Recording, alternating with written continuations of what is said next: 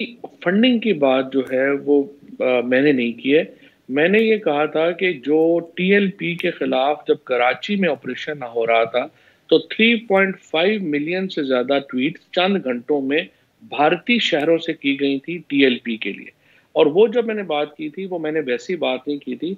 मैंने तमाम जो भारतीय अकाउंट्स हैं और जो लिंकेजेस हैं, वो भी हमने शायद किए थे, और वो भी अभी भी हमारी वेबसाइट के ऊपर जो है वो मौजूद है। और आप देख सकते हैं कि किस तरह हिंदुस्तान से जो प्रोपेगेंडा था टीएलपी का, उसको सपोर्ट किया गया।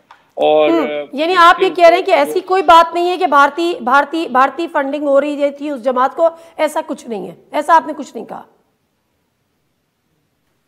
मैंने मैंने फंडिंग की बात नहीं की है। मैंने सोशल मीडिया सपोर्ट की बात की है। सोशल मीडिया सपोर्ट उनको भारत ठीक से है, बहरहाल बहुत ज्यादा हासिल रही तो ये भी आपकी नज़र में खुशाइंद है कि वो भी एक सियासी जमात के तौर पे उभरे और सियासी धारे का हिस्सा बने मुल्क की।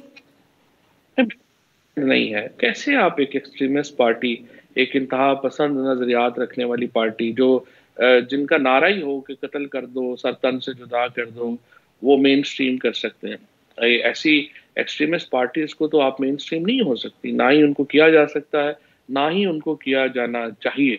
और हुकूमत का फैसला, वफाकी काबीना का जो फैसला है, जिसमें उन्होंने इनको इससे हटाया, और इलेक्शन कमीशन का जो फैसला जिसमें उनको रजिस्टर किया, दोनों मेरा ख्याल है इलेक्शन कमीशन को एक तो इनकी फंडिंग रिसोर्सेज को देखना चाहिए। जहां इलेक्शन कमीशन पीटीआई, पीएमएलएन और पीपल्स पार्टी के अकाउंट्स को देख रहे हैं, वो थोड़ी हिम्मत करें और इन पार्टीज के अकाउंट्स को भी देखें कि आखिर ये इतने बड़ी पार्टी चला कैसे रहे हैं, इनके अकाउंटिंग फंड्स कहाँ से आ रहे हैं, ठीक। इनको कौन पैसे दे रहा है। ये इंपॉर्टेंट चीजें हैं जो मेरे और आपके सामने आनी चाहिए।